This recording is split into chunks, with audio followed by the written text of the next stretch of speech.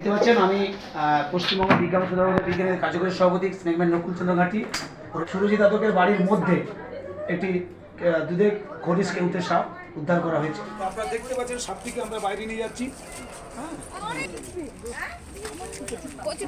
সবার পাবলিকেরও নেই, তো আমি বন্ধুত্ব তুলে দেবো, কারণ প্রকৃতি জিনিস প্রকৃতির সাথে এমন একটি সুন্দর জিনিস, বীজ থেকে তৈরি হয় কেমোথেরাপির ঔষধ এবং ঘুমের ঔষধ।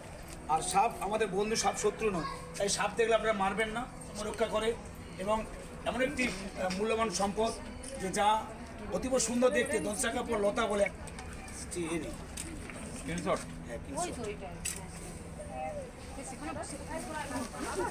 খাটে খাটে